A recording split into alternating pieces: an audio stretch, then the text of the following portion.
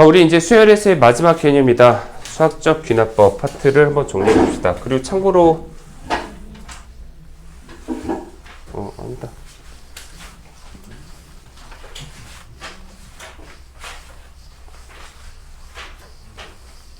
오늘이 토요일이지? 네.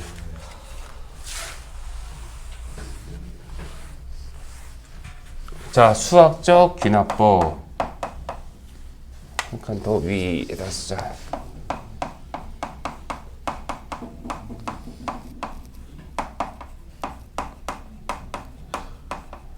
단원의 제목부터가 상당히 이제 거부감이 좀 느껴지게 말 표현을 귀납법이다 뭐 이런 식의 표현 같은 걸 써놨어. 진원아, 네, 정리하시고 일어나시고. 자, 일단 수학적 귀납법이다라는 파트에서는 이제 수열이라는 것을 해석하는 방식에 대한 다른 접근이다라고 좀 생각을 하면 될 것 같아. 그리고 이 수학적 귀납법이라는 거에서 귀납법이란 말 있잖아. 귀납법의 반대가 뭐냐? 연역법이지. 그리고 연역법하고 귀납법의 차이를 알고 있습니까? 남은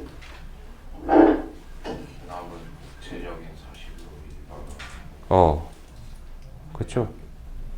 네. 네, 서로 약간 반대되는 좀 느낌이지. 일단 연역법 같은 경우가 보통 이제 뭐라고 하는 거냐면 어떤 하나의 참인 대명제가 있는 거야. 자, 이것은 참이야 라고 하는 구체적인 어떤 이제 일반화된 사실이 있는 거야. 근데 이거를 가지고 그러면 야, 이게 참이라고? 그럼 여기 있는 것 중에서 이것도 당연히 참이겠네. 그다음에 이것도 참이겠고 이것도 참이겠고.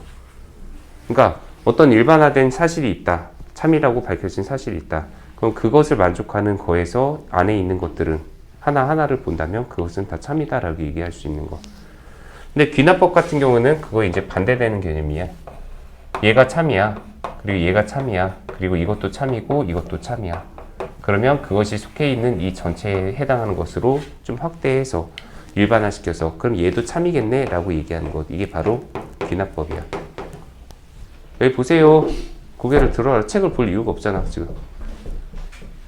근데 일반적으로 그래서 이 연역법 같은 경우는 보통 이제 우리가 많이 쓰이는 그 증명 방법 중에 하나이기도 하고, 그리고 실제로 저거의 대표적인 게 우리 3단론법이라고 하는 거 있잖아. 명제에서도 했던 거. 얘가 참이고 얘가 참이고 이 참인 두 명제를 이용해서 새로운 참인 명제를 이끌어낸다. 우리 옛날 명제에서 했던 파트야. 그것도 다 연역법의 논리 증명 방법으로 알고 있어. 그냥 개인적으로. 그리고 그래, 괜히 뭐 철학적으로 뭐 가고 막 윤리 쪽으로 가고 뭐 그런 사상? 네. 몰라. 그거는 나도 몰라. 근데 귀납법 같은 경우는 약간 오류가 범해질 수 있는 그런 케이스가 좀 있지. 뭐 예를 들면은 이런 거 있잖아. 내가 이제 항상 귀납법에 대해서 얘기할 때마다 이제 들은 예가 있어.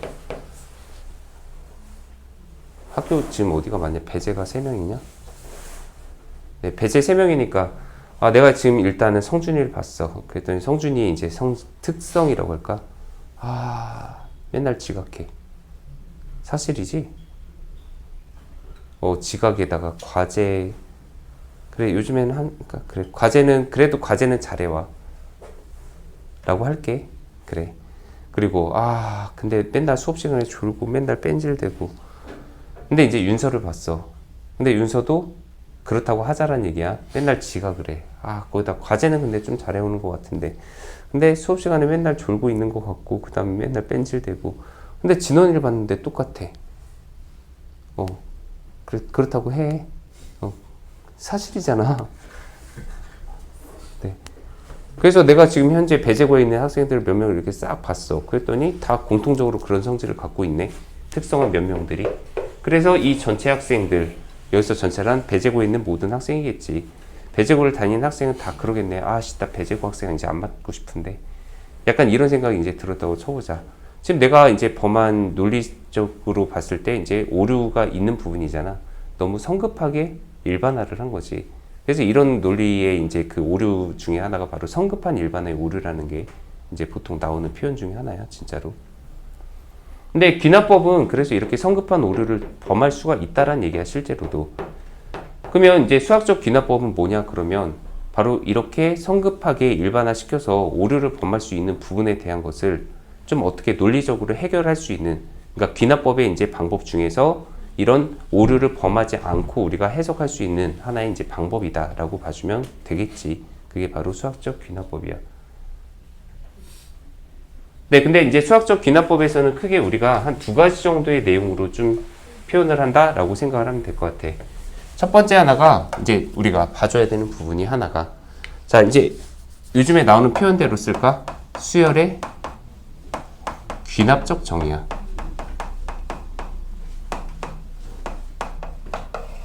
그러니까 여태까지 해왔던 수열들 있잖아. 그것을 이제 귀납적인 방법으로서 한번 표현을 해보자 라는 게 이제 수열의 귀납적 정의라는, 좀 단원이 내용이 계속 그 제목 자체가 어렵지. 그러니까 수열을 귀납적으로 한번 표현을 해보자 라는 것이 목표가 되는 부분, 이게 수열의 귀납적 정의. 이거를 과거에는 점화식이라고도 표현을 많이 했었어. 그리고 실제로도 점화식이라는 표현을 종종 써.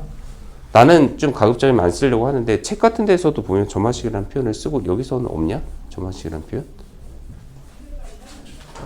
네. 그리고 두 번째가 바로 수학적 귀납법이라는 이 이제 중단원, 이거의 제목과 똑같은 수학적 귀납법이라는 파트가 있어. 이 위에 거는 이제 수열을 좀 이제 우리가 귀납적으로 그냥 정의하는 데다 보통 초점을 맞추고 해석하는 데다가 맞춘다면, 수학적 귀납법은 이건 증명 방법을 얘기하는 거야. 증명을 하시오.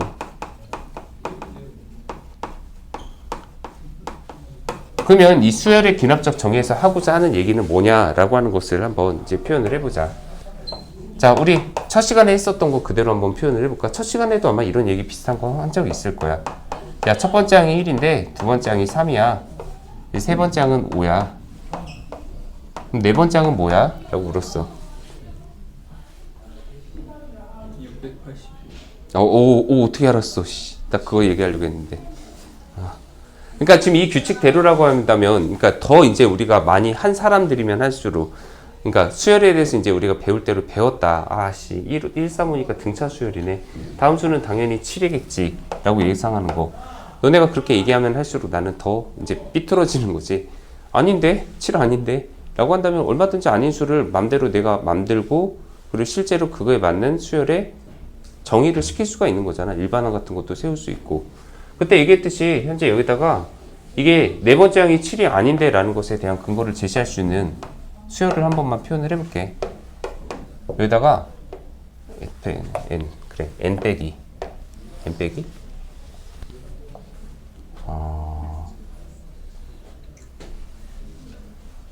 n에다가 1 대입해야 되니까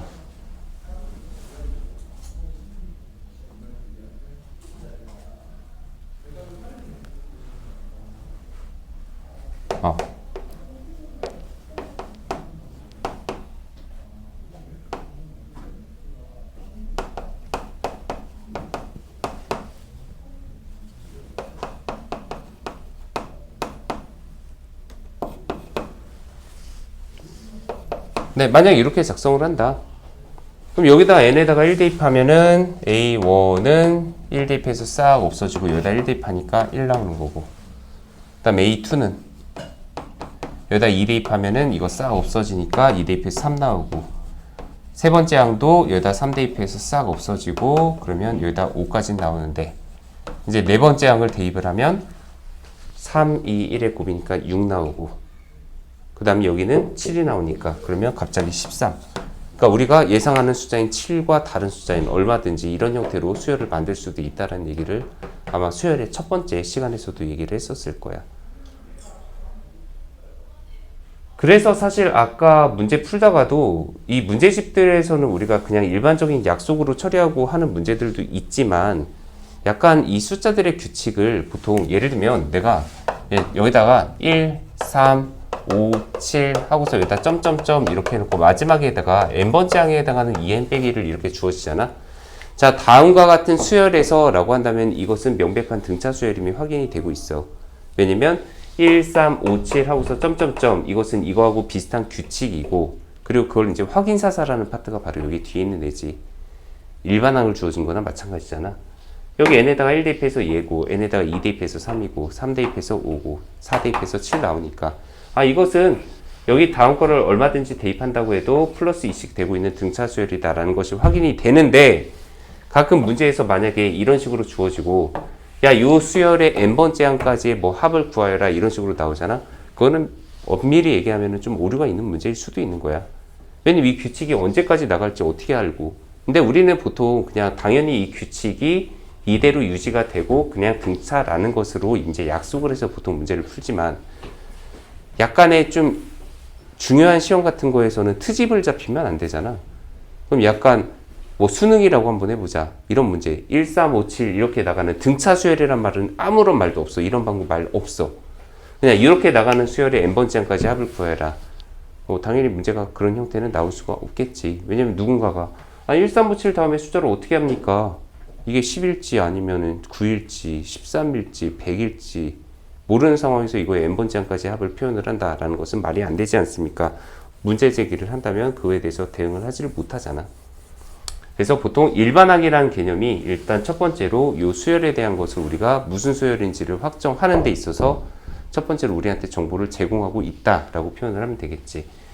그러면 여기서 수열의 귀납적 정의에서는 방금 이것처럼 앞에 거 나는 몇 개를 일단 이렇게 표현을 해주고 이것이 등차 수열임을 확인을 시켜주고 싶은데 이것을 어떤 방식으로 표현하면 될 것이냐. 일단 이 수열의 귀납적 정의 그리고 점화식 뭐 수학적 귀납법 약간 여기서의 핵심 과정을 하나만 얘기할까? 내가 핵심되는 단어를 얘기할게. 약간 이 표현이 단어가 적절한지는 모르겠는데 연쇄 뭐라고 할까? 연쇄 작용이라고 할까? 연쇄 작용이라고 표현을 하면은 나는 이것이 이제 좀 이 표현에 이 문제들을 해결하는 데 있어서 그러니까 이것을 나타내는 데 있어서 가장 적절한 단어라고 생각하면 되는데 얘는 뜻이 이거야. 하나를 알면 그 다음 거를 알게 되고 그 다음 걸 알게 되면 또 그 다음 거가 나오고 그 다음 걸 알면 또 그 다음 게 나오고 서서 주냐? 자, 방금 내가 표현했었던 수열 1, 3, 5, 7, 9 자, 이렇게 나가는 등차 수열을 내가 좀 적절하게 표현을 하고 싶습니다. 바로 이 점화식에서의 가장 핵심적인 것은 연쇄적으로 항과 항 사이의 관계에 대해서 나타내는 방식, 그것을 바로 이제 수열의 귀납적 정의라고 표현을 하면 될 것 같아. 그리고 이 표현은 사실 등차 수열에서 이미 우리가 얘기했던 거하고도 통해. 바로 등차 수열을 이렇게 표현한 적 있었지.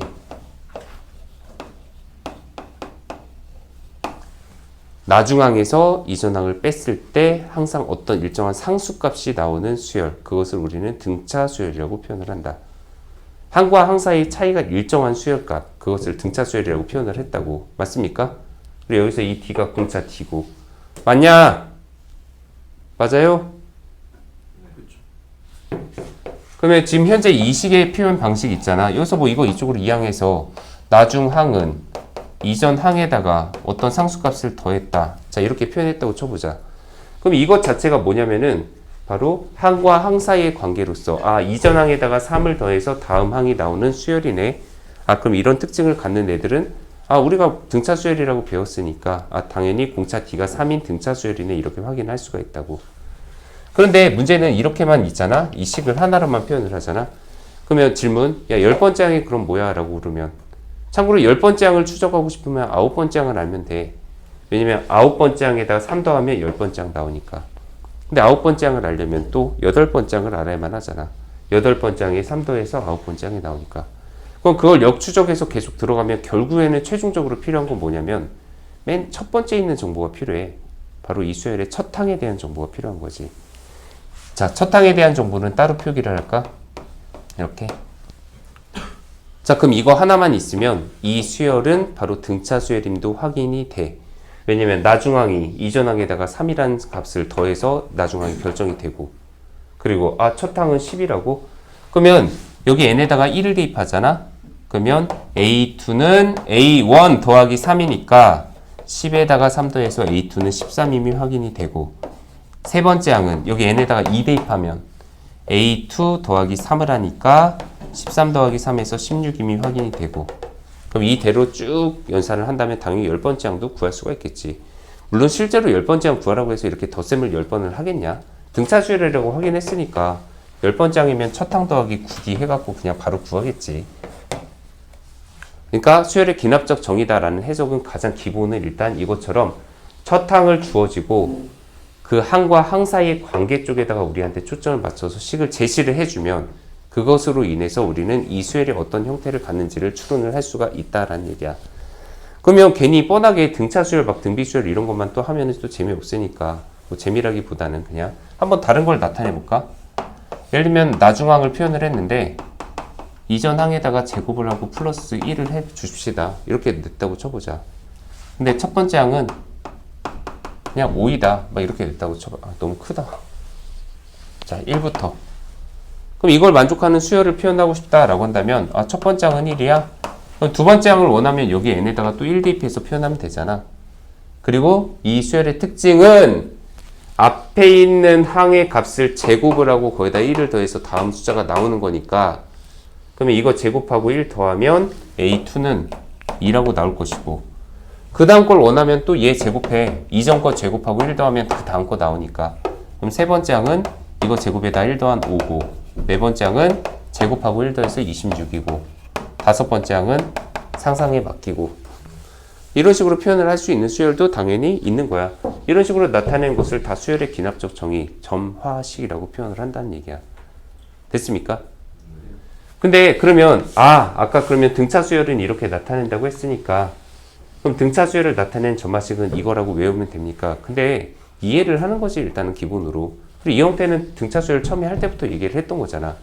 참고로 이거랑 똑같은 수열 있잖아. 13579 이렇게 나가는 수열. 이거는 10이었으니까 그냥 이걸 1로 바꿀게. 아씨, 그냥 10으로 하자. 이거랑 똑같은 수열, 즉 10, 13, 16, 19 이렇게 나가는 수열을 다른 방법으로 표현할 수 있는 방법 되게 많아.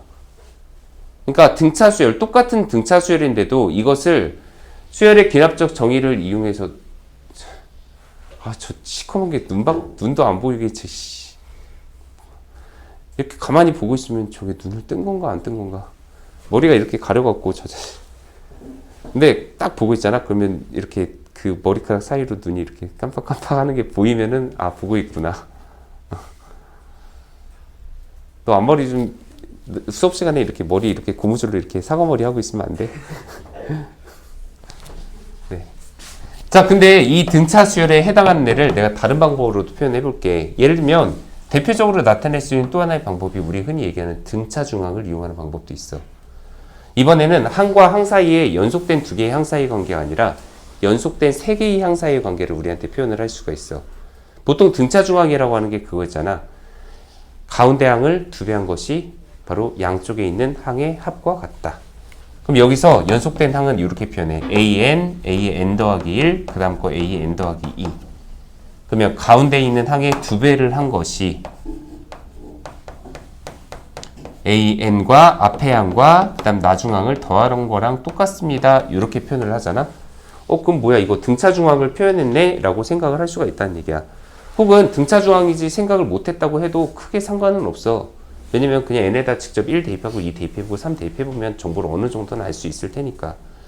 근데 여기서도 아까랑 똑같이 그러면 첫 항은 10이다 주어졌다고 쳐보자. 근데 이것만 가지고 얘가 수열이 완성이 될까? 라고 한다면 그렇진 못하다.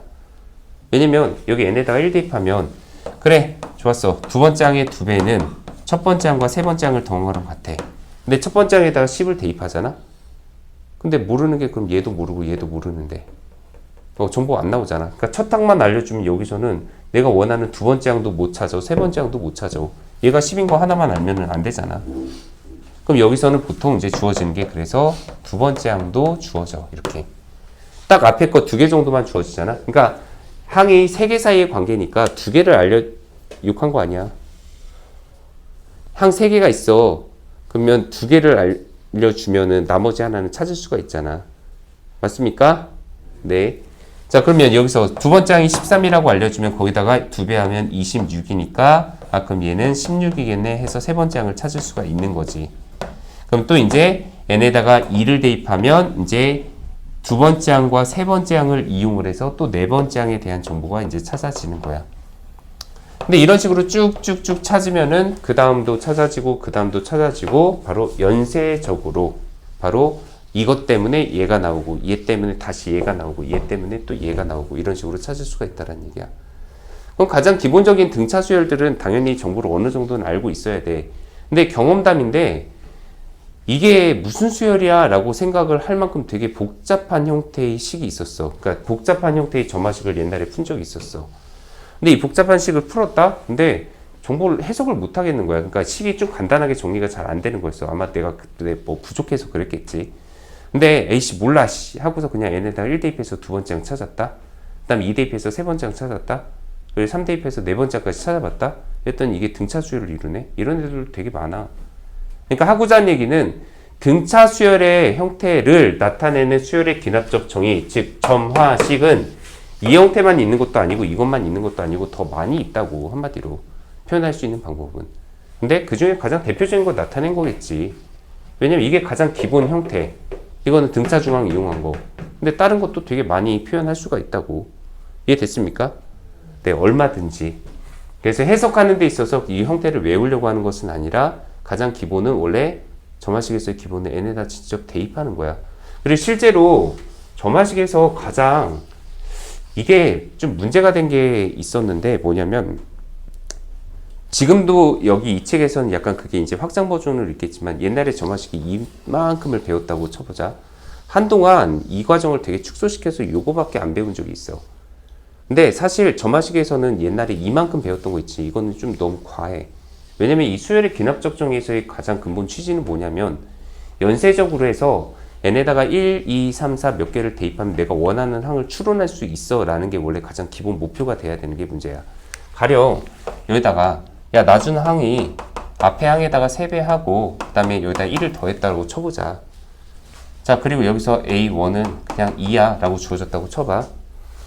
자, 이 수열이 어떤 수열인지는 당연히 지금 너네가 배운 거는 아니야. 뭐 등차도 아니야. 등비도 아니야. 그럼 당연히 여기서 야, 이 수열에서 7번째 항을 찾아줘 라고 얘기를 했다고 쳐보자. 이거 찾는 건 근데 가능하다? 왜냐면 앞에 이전 항에다가 3배하고 1을 더해서 다음 항을 결정을 하래. 그러면 두 번째 항은 여기다가 3배하고 1 더하면 7이라고 나와. 세 번째 항은 여기다가 3배해. 그러면 또 1 더하면은 22까지 나오지. 그 다음 네 번째 항은 여기다가 3배하면 66. 그 다음에 1 더해서 67. 다섯 번째 항은 네. 다섯 번째 항은 여기다가 3배하면 201까지 나오나? 202까지 나오지. 그러니까 더하기 1 해서 그러면 다섯 번째 항은 200이네. 이렇게 나왔어. 원래 이게 점화식에서의 가장 기본 목표가 돼야 돼. 근데 만약에 이거에서 문제 100번째 항 좀 찾아줘 라고 하면 찾을 수 있겠니? 이 짓을 이렇게 하는 것을 99번을 해야 되는데 100번째 항? 너무 심한 거 아니야? 근데 과거에는 이런 문제가 나왔었다는 얘기야. 왜냐면 이걸 이렇게 표현한 다음에 일반항을 구하도록 할 수가 있었으니까. 그러니까 귀납적 정의에서는 원래 근본은 1대입하고 2대입하고 3대입해서 우리가 원하는 항을 찾는 게 목표이지만 이 100번째 항을 이 짓을 하면서 100번째 항을 어떻게 찾아? 실제로도 아까 내가 등차 수열에서도 야 여기서 10번째 항 구하라고 하면은 실제로 이걸 덧셈을 9번 하겠니? 그냥 등차 수열 일반항 구해서 하지. 이렇게 얘기를 했었던 것처럼 여기서도 이거에 대한 일반항을 찾는 것을 우리가 연습을 시키도록 하는 게 옛날에는 이만큼이 있었다고. 근데 한동안 그거 전부 다 없애고 진짜로 실제로 요만큼, 그러니까 딱 이런 정도의 문제를 풀 수 있도록 하는 거 있지. 원래 이 정도가 딱 나왔었어. 근데 이게 원래 이제 수열의 기납적 정의, 수학적 기납법의 근본 취지에 해당하는 부분인 건 맞다라는 생각이 든다는 얘기야. 근데 그러면 너네 책에서는 과연 아까 이따만큼 나왔다라는 거 있잖아. 그게 다 나왔을까? 네, 나왔지. 근데 과거에 해석했던 것보다는 아무래도 좀 축소를 할 수밖에 없을 거야. 그거에 대한 내용들이 여기 이제 아무래도 이제 좀 많이 있는데, 바로 내가 아까 소개했던 형태가 거기 딱 유형 7번 쪽에 있는 형태. 300번 있지?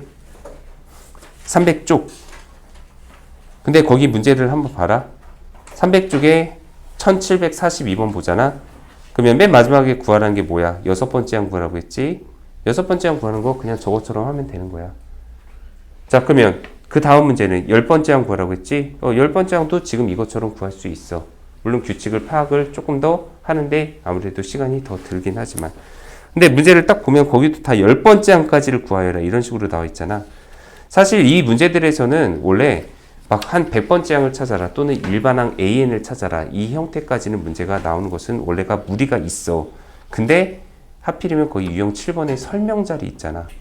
설명에 있는 거는 과거의 일반항 찾는 거, 그 방법으로 지금 제시를 하고 있어. 그러니까 약간 문제에서 지금 요구하는 것과 거기 설명에서 요구하는 것은 좀 방식이 아무래도 좀 차이가 있다. 약간 이 얘기에 대해서 좀 하나를 얘기하고 싶은 거야. 그리고 또 뒤에 형태 중에 근데 얘들아 집중들 해라. 정신들 차려. 졸리면 일어나. 지금 수열의 귀납적 정의가 어디까지냐면 14번 유형까지가 있거든. 14번 유형까지 있고 그 다음 뒤에는 이제 수학적 귀납법의 증명 방법이 18번 유형까지가 있고, 근데 그 14번까지의 유형들에서 좀 거기 설명하는 부분들에 대한 건 나도 얘기는 할 거야. 근데 이 설명에 대해서 좀 오해를 하지 말게. 문제에서 요구하는 것은 직접 사실은 아까 이런 행동을 구체적으로 요구하고 있는 게 원래 주 내용일 수도 있어. 근데 너네 학교 시험에서는 어느 정도 범위까지 나올지 모르는 거잖아. 뭐 그런 부분에 대한 것이 약간 좀 아이씨 이번에 또 선생님들이 미쳐갖고 그래갖고 문제를 막 이런 식의 형태를 낼 수도 있잖아. 그러면 이제 이런 부분에 대한 것도 좀 알아야 되지만 원래 수학적 귀납법에서는 가장 기본 문제는 이런 형태의 문제인 것이 원래 기본이다 라고 좀 생각을 해주는 거, 그 정도면 될 것 같아 일단. 네, 그래서 거기 위에 있는 박스에 대한 내용들 같은 거 있잖아. 그거는 다 얘기를 할 거다라는 얘기야. 그러면 이제 등차 아까 얘기했으니까 등비 수열도 간단하게 소개 정도만 합시다. 그리고 나서 뒤에 내용으로 바로 들어갈 거야. 야, 이거 집중! 자, 등차가 이거면 당연히 등비는 A의 n 더하기 1 나중 항이 이전 항에다가 어떤 상수값 곱해진 거 있잖아. 진원아, 그냥 일어나 있어. 예를 들면 이런 식으로 표현되는 거 있잖아. 앞에 항이 있습니다. 거기다가 2배를 했더니 다음 항이 됩니다. 이거 등비수열. 공비가 얼마짜리인 등비수열입니까? 2짜리인 등비수열이다. 여기도 당연히 첫 항에 대한 정보를 주어진다면 그럼 이것 때문에 두 번째 항을 찾고 두 번째 항 때문에 세 번째 항을 찾고 해석이 가능한 등비수열의 형태가 나온다. 등비중항도 당연히 있겠죠. 등비중항 가운데 항을 제곱을 합니다. 그랬더니 이전 항 AN과 그 다음에 나중 항 AN 더하기의 곱과 같습니다. 이것도 역시 첫 항에 대한 정보 주어지고 그 다음 두 번째 항에 대한 정보를 주어집니다.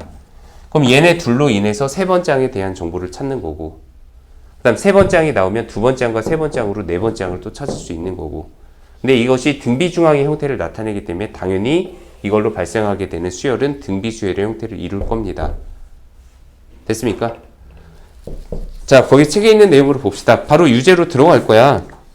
근데 좀 카테고리 정리를 잘 해줘야 돼. 지금 내가 얘기한 것들이 선생님이 얘기한 거에서 이런 부분에 대한 내용이 이거고 그 다음에 여기서 요구한 건 이런 건데 여기서 내가 취할 건 취하고 버릴 건 버리고 이런 식으로 느낌을 잡아달라는 얘기야. 자, 등차 수열의 귀납적 정의 있지. 거기 있는 부분 1번. 1번에서는 예제에 있는 거 그냥 맨 위에 있는 문제 안 풀 거고 다음 문제 안 풀 거야. 그래, 거기 나와 있는 형태 중에 저런 거 봐봐. 1694번 같은 거 봐봐. 예제 1694번. 자, 수열 AN에서 첫 번째 항이 100이래. 근데 주어진 거 보면 A의 n 더하기 1 더하기 AN의 막 제곱이 나와 있고 이것이 4배의 AN 곱하기 A의 n 더하기 1 플러스 16과 같다. 이거 봐봐. 형태를 주어졌는데 이것이 바로 지금 여기서 얘기하는 거하고 전혀 관련이 없잖아. 일단 모양상으로 봤을 때. 아까 이거 등차 수열이라고 했거든, 이거. 근데 등차 수열의 가장 일반적인 형태 등차 중항을 썼는데 여기 세 번째 주어진 이 문제에서 주어진 조건 얘를 일단 해석을 해보잖아. 그러면 앞에 거 제곱하고 AN 제곱하고 그 다음에 곱한 다음에 2배 하는데 2배의 AN 곱하기 AN 더하기 1. 근데 이것이 4배의 AN 더하기 AN 곱하기 AN 더하기 1 더하기 16이다. 여기 동류항이 있으니까 이 정도는 이쪽으로 이항시킬 수 있잖아.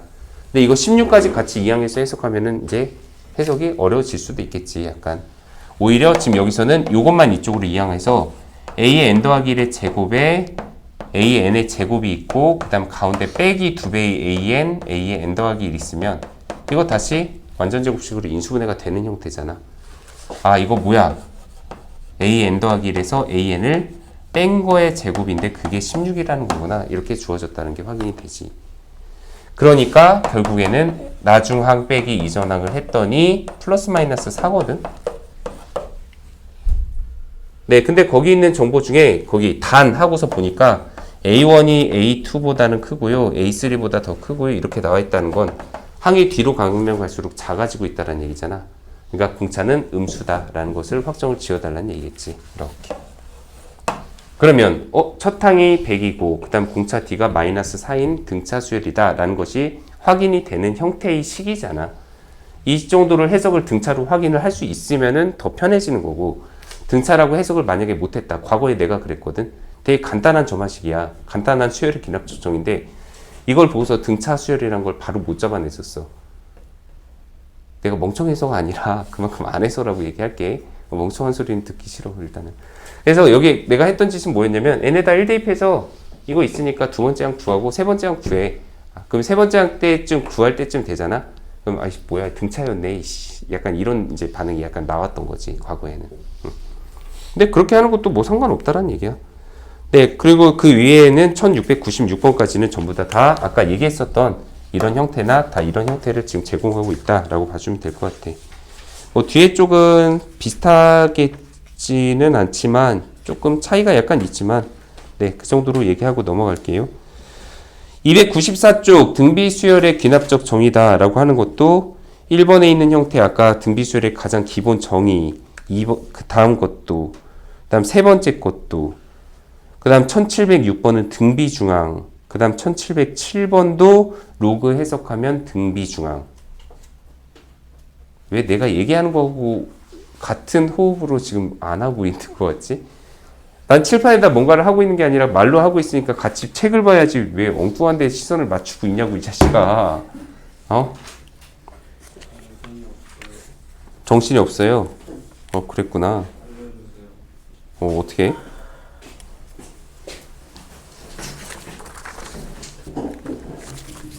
자, 그리고 이제 여기서 얘기하는 유형 3번에 대한 얘기를 한번 좀 해봐야 되겠다. 3번. 아까 내가 잠깐 뭘 좀 조심해야 된다. 되게 많이 나온다라고 얘기를 했었냐면, 그럼 이 얘기하면 날 봐야 되는데. 아까 시그마 K는 1에서부터 N-1까지 K 있잖아. 여기 끝에가 N-1까지 나오는 거 이거 되게 많이 나온다고 했었거든. 이게 많이 나온 형태가 바로 거기 있는 유형 3번이야. 자, 유형 3번의 형태가 뭐라고 나와 있느냐면 그 유형 3번의 제목을 쓸게. 나중 항이 이전 항에 어떤 n에 대한 식이 더해지는 경우. 이거의 꼴. 내가 옛날에 이거 점화식이라고 했던 수열의 기납적 정의 이거를 싫어했던 이유 중에 하나가 바로 이런 것 때문이야. 항상 책에 보면 심지어 교과서도 그랬다. 책에 이런 꼴은 어떻게 푸는 겁니다. 이렇게 쫙 나와. 그리고 이런 형태의 꼴이 나옵니다. 그러면 이건 이렇게 푸는 겁니다. 이런 꼴은 이렇게 푸는 겁니다. 지금 나한테 약간 이거 형태에 대해서 막 외워서 이런 경우는 이렇게 풀어. 이런 경우는 이렇게 풀어. 지금도 내가 수학 공부를 할 때 제일 싫어하는 타입이 그거거든. 문제를 유형을 구분을 해서. 근데 유형을 구분을 한다라는 거는 필요한 작업 중에 하나이기는 해. 근데 막, 이 문제는 이렇게 푸는 거고, 이 문제는 이렇게 푸는 거고라고 특정 지어서 완전히 해석하는 거, 그건 너무 싫어. 왜냐면 해석을 할 수 있는 방법은 여러 가지야. 문제의 유형에 대한 거를 너무 특정 짓지 말고, 그냥 모든 유형에 대한 것들을 내가 다 대처를 할 수 있다라고 할 수 있는 기술적인 부분에다 좀 초점을 맞춰야 되거든. 근데 여기서 얘기하는 것은 이 문제는 이렇게 풀어, 이 문제는 이렇게 풀어, 이 문제는 이렇게 풀어. 그게 딱 여기서도 그대로 솔직히 말하면 하고 있어. 근데 지금 여기서는 이 꼴은 이렇게 푼다라는 것에 집중하지 말고 이 문제를 푸는 기술들 쪽에다가 좀 초점을 맞춰줘. 왜냐면 사실 지금 푸는 기술들이라고 하는 게 생각보다 요 문제의 꼴 지랄하고 있어요. 요거 말고 다른 형태에서도 비슷한 형태로 이 기술을 그대로 쓴단 말이야. 쟤 때문에 흐름 깨졌잖아 지금. 그러니까 이런 유형은 이렇게 푸는 거야, 이런 유형은 이렇게 푸는 거야, 이런 유형은 이렇게 푸는 거야, 이게 아니라 이 문제들을 해결하는데 이런 기술이 있고 이런 기술이 있고 기술 A가 있고 B가 있고 기술 C가 있어. 그럼 약간 이게 얽혀 있다고, 그물이라고. 그러니까 이게 여기서도 쓰일 수가 있고 이걸 푸는 데도 쓰일 수도 있고, 이 문제와 이 문제를 푸는 데 있어서는 이런 기술과 이런 기술들이 복합적으로 좀 많이, 뭐야 이건, 이렇게도 이용이 될 수가 있고. 배터리 전원 부족. 진짜? 남은 배터리 20%. 벌써? 바퀴예요? 닫기 눌러줘. 그냥 녹화는 되긴 하니까 어차피 빨리 해야 되겠다. 네, 어쨌든 기술적인 부분에다가 좀 초점을 맞춰서 이런 점화식들을 푸는 데 있어서는 이런 기술들을 골고루 활용할 수 있구나. 근데 많이 쓰다 보면은 여기서 가장 좀 유리한 게 어떤 방법인지, 가장 쉽게 접근할 수 있는 게 이 방법을 하는 게 여기서는 가장 좋겠다. 이런 식의 이제 그것을 대응 관계를 짤 수가 있잖아. 문제 말만 조금만 바뀌어도 이걸 이 방법으로 푸는 게 더 좋을 수도 있단 말이야. 그러니까 너무 유형별로 이렇게 문제를 푸는 것을 특히 여기서는 경계를 해달라는 얘기야. 그럼 여기서는 하고자 하는 얘기가 뭐냐? 얘는 꼴이 차이가 있는 게 여기가 상수가 아니라 n에 대한 식이라는 게 문제야. 민성아, 너 거기서 보고 혹시 그거 배터리 10%또 뜨면은 한번 확인 좀 다시 해줘. 고마워. 자, 예를 한 번만 들어볼게. 자, 나중항이요. 이전항에다가요. n제곱을 더한 거랑 똑같습니다. 라고 써놨다고 쳐보자. 그리고 여기다가 첫 번째 항은요. 그냥 간단하게 2라고 해봅시다. 그럼 얘가 지금 어떤 걸 얘기하고 있는지 한번 내가 나열을 해볼게. 자, 일단 두 번째 항은 첫 번째 항에다가 지금 n에다가 1 대입했잖아. 그럼 여기다가 1 대입하면 1의 제곱을 더한 거야. 별도로 써놓을게. 첫 번째 항이 그래서 뭐라는 거야? 2지. 2에다가 1의 제곱을 더했으니까 두 번째 항은 3이겠지. 세 번째 항도 구해볼게. 첫 번째 항은 아까 1 여기다 써놓자. 2. 자, 세 번째 항은 여기 n에다가 2 대입하면 a2에다가 2의 제곱을 더한 거네. 그러면 이게 3이었고 a2가 여기 3이었었잖아 방금. 그러면 거기다 4를 더하니까 얘는 7이다 라고 표현을 할 수가 있겠지. 그러면 네 번째 항은 a3 더하기 3의 제곱이야. 그러면 7에다가 9를 더하니까 얘는 16입니다. 이렇게 쓰면 되지. 그럼 원래 이런 문제 타입에서 수열의 귀납적정에서 이제 가장 우리가 원래 학습 교육 과정에서 이제 원하는 문제는 그냥 타입이 이거야. 야, 이 짓을 해서 한 6번째 항 정도를 구해줘. 그냥 이게 목표가 돼야 되는 게 원래 맞아. 근데 지금 이 책에서는 또 보통 일반적으로는 좀 요구하는 게, 야, 이거 그럼 일반항 찾아줘. 라고 하는 것까지를 요구한다고. 그걸 위해서 이런 기술적인 부분에 좀 집중을 해야 된다는 얘기야. 그래서 몇 개는 더 쓸게. 5번째 항 찾고 싶어? 그러면 4번째 항, 여기다 4 대입했지. 그러면 아까 16이었는데 거기다 16 더하니까 32 나왔네. 그러면 6번째 항은 5번째 항에다가 5를 제곱해서 더한 거니까 그러면 32 더하기 25에서 57이 나오네 라고 표현을 했어. 자, 그러면 아까 얘기했듯이 여기서 그치는 게 아니라 만약 이 수열에 그럼 n번째 항을 요구한다면 그러면 쭉 써내려가는 거야. 그래서 어디를 쓰냐면 a,n까지를 쓰는 거야. 그리고 a에 n-1이겠지. 여기 봐봐. n 대신에 n-1 대입한 거야. 진원아, n 대신에 n-1을 대입했다고. 그럼 여기도 n 대신에 n-를 들어가고 여기도 n 대신에 n-를 들어가잖아. 그러면 얘는 더하기 n-1의 제곱 이렇게 나오잖아. 그러면 이 상태에서 이걸 전부 다 어떻게 할 거냐면 싹 다 끼리끼리 다 더하는 거야. 좌변은 좌변끼리, 우변은 우변끼리. 자, 그러면 더해볼게. 그럼 좌변 싹 다 더하면 좌변에는 모양이 a2 더하기 a3 더하기 a4 더하기 쭉 해서 an까지가 다 더해지고, 우변은 여기 이렇게 다 더할 건데 일단 얘 앞에 있는 라인만 먼저 더하잖아. 그러면 a1 더하기 a2 더하기 a3 더하기 a4 더하기 해서 마지막에 a의 n-1까지 더해지고, 그 다음 거기다 추가적으로 1의 제곱, 2의 제곱, 3의 제곱 해서 마지막은 n-1의 제곱까지가 더해지고 있고. 근데 이걸 다 더하면 사실 이렇게까지 쓸 필요가 없는 게 중간에 소거되는 애들이 있잖아. 봐봐. 양변에 똑같이 더해진 여기 a2 있고 a2 있어. 양변에 똑같이 a2 빼버리면 없어져. a3, a4 없어져. 중간 거 다 없어져. 그러니까 여기 이 그림에선 바로 얘랑 얘랑 없어지고 얘랑 얘랑 없어지고 없어지고 없어지고 없어지고 없어지고. 그러니까 여기서는 a의 n-1까지도 다 사이좋게 없어지지. 그러면 남는 게 뭐가 남냐면 좌변은 an 하나만 남아.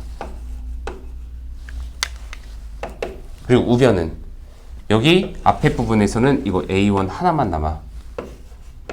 그리고 남는 형태가 바로 1의 제곱, 2의 제곱부터 3의 제곱 해서 n-1의 제곱까지 더한 형태, 여기 끝까지 이렇게 더한 형태가 추가로 남잖아. 근데 여기 이놈은 어차피 2라고 주어져 있었고.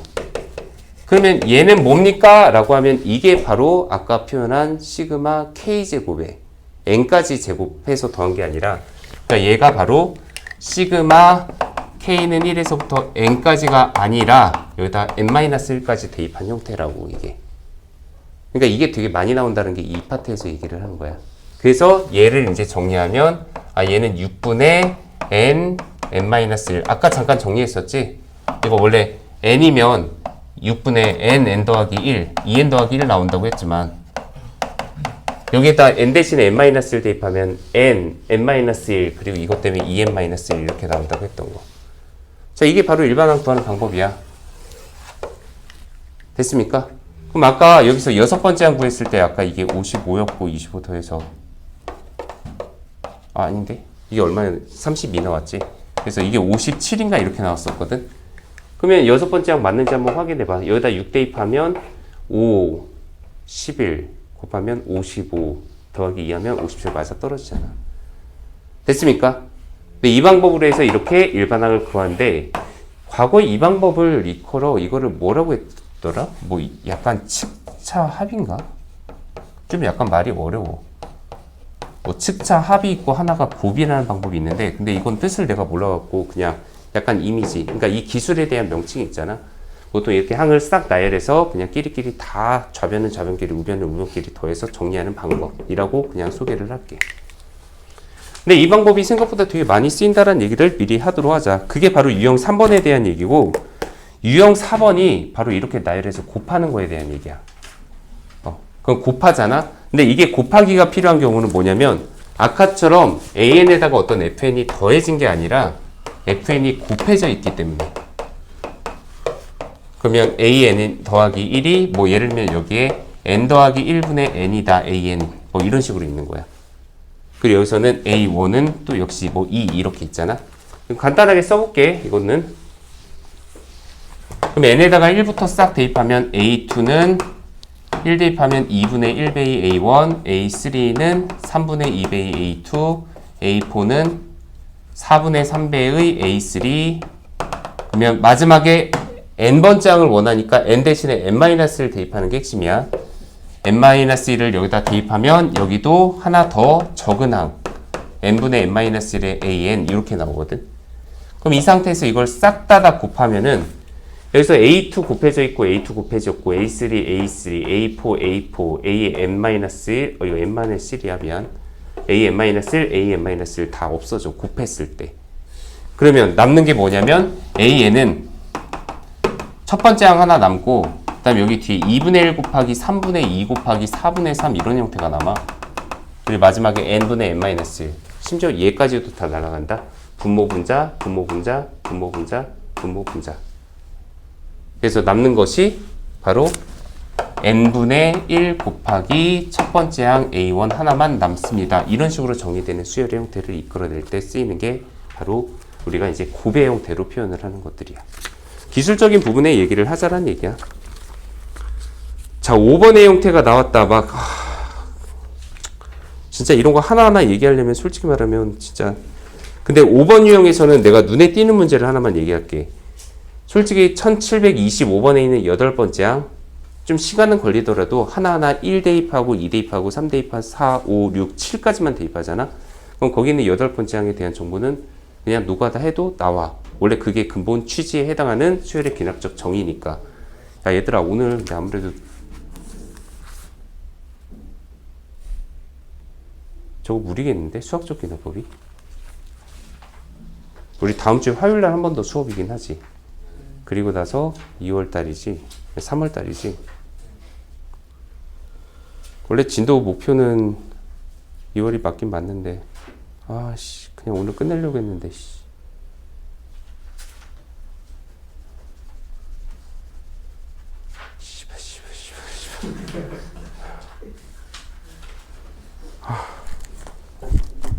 우리 다음 시간에 한 번만 더 정리하자. 그래서 그 증명하는 파트는 특히나 좀 더 공을 들이도록 하고. 진원아 그새 자니?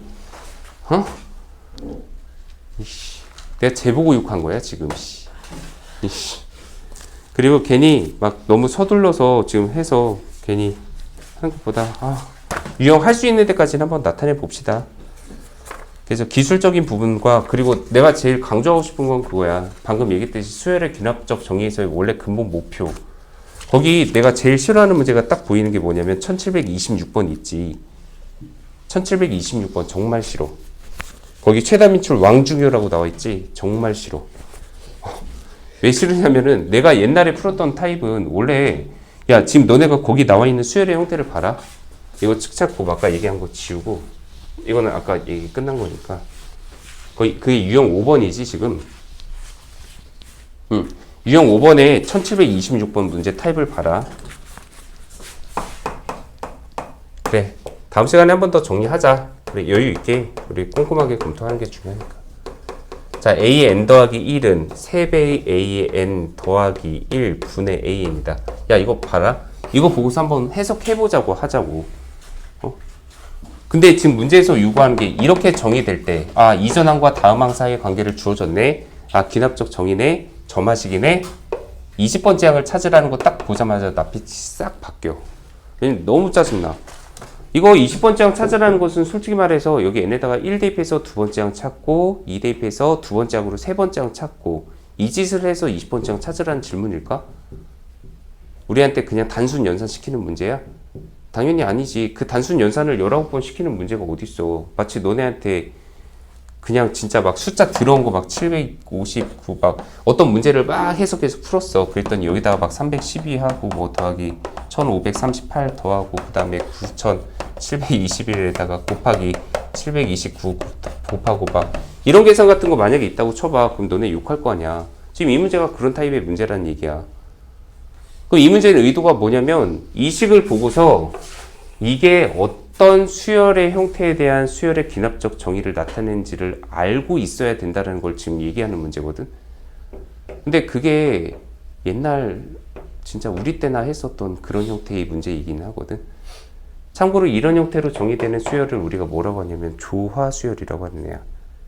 조화수열을 내가 얘기한 적은 있긴 있었을 거야.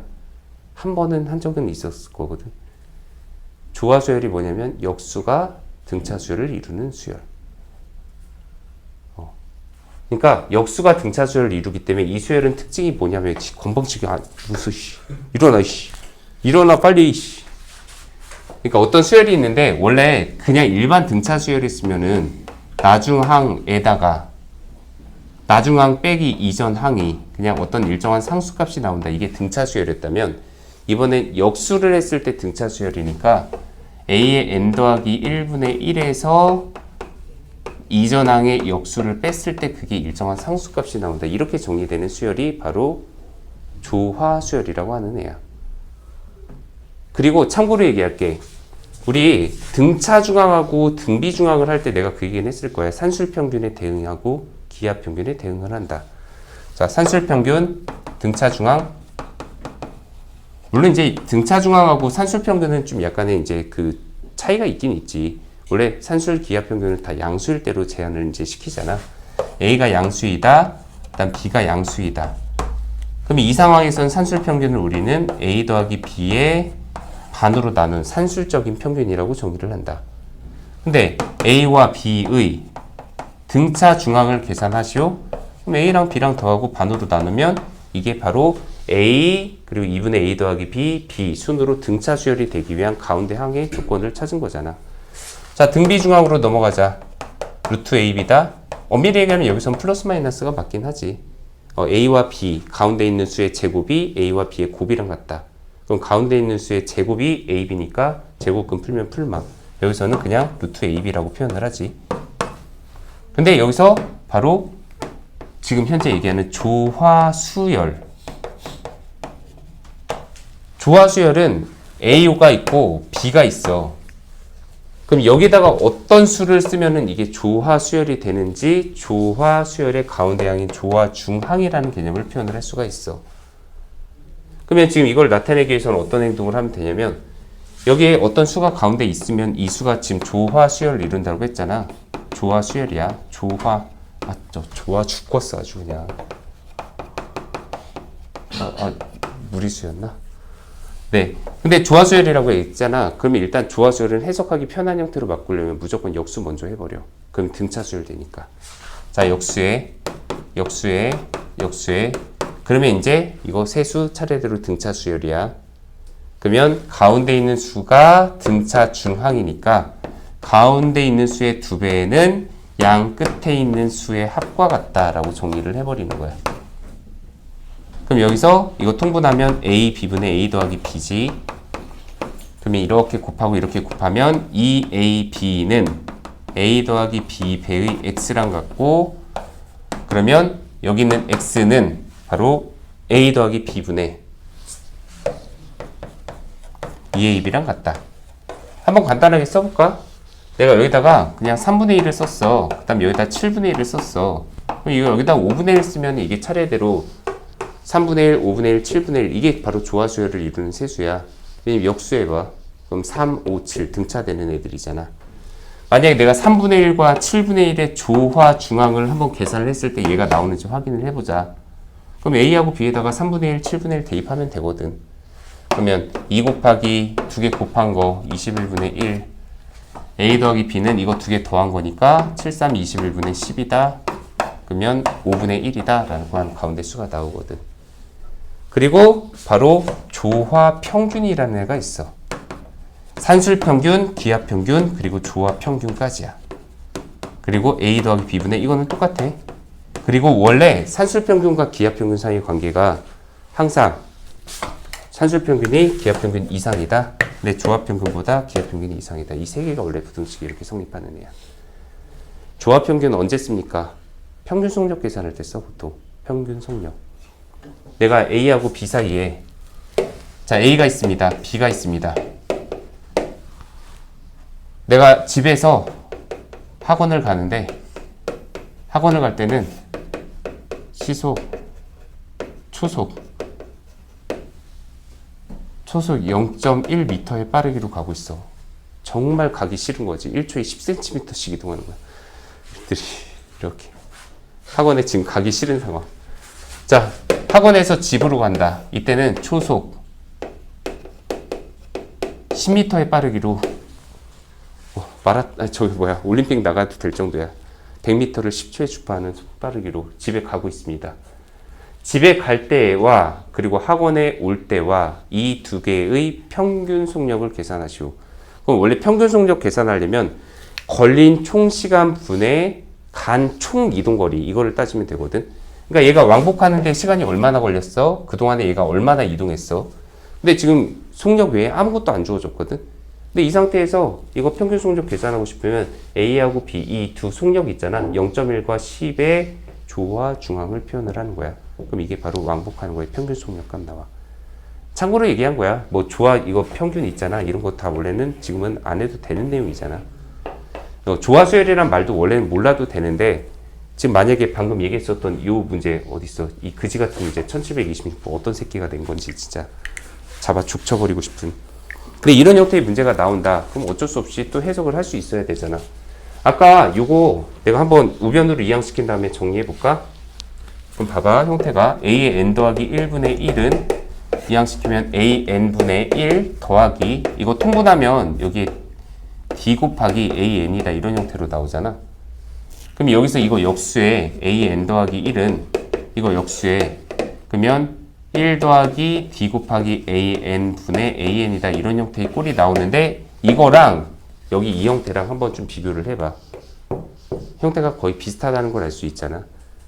비슷한 게 아니라 원래 똑같지. 나중항이 이전항에다가 몇 배 하고 1 더한 것분의 이전항 그리고 AN인데 네, 이게 바로 조화수열을 이루는 세수의 관계하고 표현이 된다. 그래서 이 문제를 그럼 해결하기 위해서는 어떤 짓을 해야 되냐? 역수해야 돼 이거. 역수해서 해석하는 거야. 자, 문제에서 아까 20번째 항 원한다고 했지. 뭐 일반항 찾으라고 하는 거나 20번째 항 찾으라고 하는 거나 똑같은 짓이야. 자, 시와 하면서 역수하자. 이거 역수하면 A의 나중항의 역수는 이거 역수하잖아. 그러면 AN 분의 3배의 AN 더하기 1인데 그럼 이렇게 하나씩 분배하면은 A의 N분의 1에다가 더하기 3을 했다 이렇게 얻어지거든. 그럼 봐봐. 수열이 역수가 돼 있는데 나중항의 역수가 이전항의 역수에다가 3을 더한 거랑 같다. 그러니까 역수했을 때 공차가 3인 등차수열을 이루는 등차수열이 됐다는 얘기야. 그러면 지금 현재 이 역수한 수열 있잖아. 역수한 이 수열의 일반항은 바로 이것 자체가 등차수열의 일반항이 돼야 되는 거잖아. 역수한 형태니까. 그럼 첫 항은 얼마냐면 바로 A1분의 1 이것이 바로 2인데 이게 바로 요 수열의 첫 항. 그러니까 첫 항은 2야. 근데 공차 D는 3짜리인 거야. 공차 D는 3이고 첫 항은 2. 그러면 등차수열의 일반항에 맞춰서 3n 빼기 1을 하면은 바로 첫 항이 만족하잖아. 그럼 이게 바로 an 분의 1을 표현한 거니까 그럼 여기서 an은 역수 해서 3n 빼기 1분의 1입니다. 이렇게 찾으면 되는 애야. 그리고 20번째 항 뭐 했지 아까? 그럼 여기다 20 대입하면 59분의 1이다. 이걸 어떻게 찾아? 네. 네, 그래서 5번입니다. 아, 근데 참고로 얘기하잖아. 약간 조화수열이 좀 숫자가 되게 잘 안 보이게 낼 수도 있지만, 근데 여기 나와 있는 것도 사실은 참고로 보면 2분의 1, 그 다음 거, 첫 번째 항이 주어져 있잖아. 근데 두 번째 항 보면 아마 이거 나올 거야. 그리고 세 번째 항 보면 이거 나온다. 그럼 네 번째 항도 표현을 해보잖아. 그러니까 아까 n에다가 1대입, 2대입, 3대입 하잖아. 그러면 적어도 3까지만 대입하면 딱 여기까지는 항이 나오거든. 근데 표현해보면, 뭐야. 아, 분모가 계속 30 커지고, 이거 그 역수에서 그 등차 뭐였지? 막 생각은 안 나도 어쨌든 해석은 될 거 아니야. 그럼 이렇게 찾으면 약간 예상은 좀 되면은 그 예상되는 걸로 당연히 20번째 항을 찾아서 표현을 해도 상관은 없어. 그러니까 지금 한 내용 있지. 이거는 가장 이제 좀 모범적으로 풀 수 있는 방법인 건 맞지만 이거를 솔직히 좀 해석을 모른다 하더라도 가장 기본 1, 2, 3, 4 대입 그 정도만 1, 2, 3 정도만 대입해봐도 우리가 어떤 수열인지는 대강 예상을 시킬 수가 있다는 얘기야. 네, 대입해서 한번 정리를 해봐라 라는 얘기고 거기 6번 유형은 뭐야? 6번 유형은 사실 그냥 이렇게 얘기하고 싶은데 그냥 얘네다가 직접 대입해서 한번 해보라는 얘기를 좀 해보고 싶어. 그러면 약간 어떤 숫자들의 규칙 같은 게 막 나오고 또는 규칙이 뭔가 있더라도 아니더라도 규칙이지 반복성 같은 게 일어난다거나 이런 것들을 이제 제시하는 문제 타입이 바로 거기는 298쪽에 6번 유형들이야. 그리고 막 경우에 따라서 거기 뒤쪽에 보면 299쪽에 보면은 n이 짝수이냐 n이 홀수이냐에 따라서 서로 다른 식에다 나열하는 문제 있지. 이게 바로 모의고사 같은 데서 되게 많이 나오는 유형이 바로 저런 타입이야. 1740번이나 1739번이나 이런 거 같은 거 모의고사에서 좀 많이 나오는 꼴. 그럼 유형 7번에 대한 거를 하나를 얘기하고 싶은데 솔직히 말하면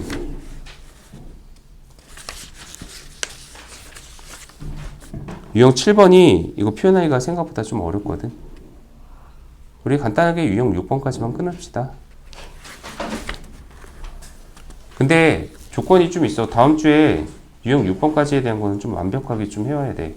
왜냐면 지금 뒤에 거 내용 할 때도 앞에 거랑 어차피 내용 내가 앞에 거를 되풀이하고서 얘기하면 다음 시간에도 이거 못 끝내.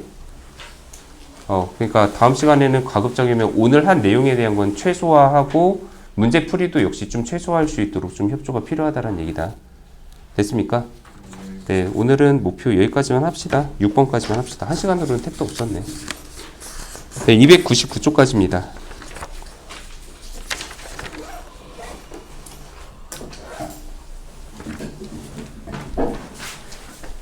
자, 고생들 하셨습니다. 이번 주 고생했고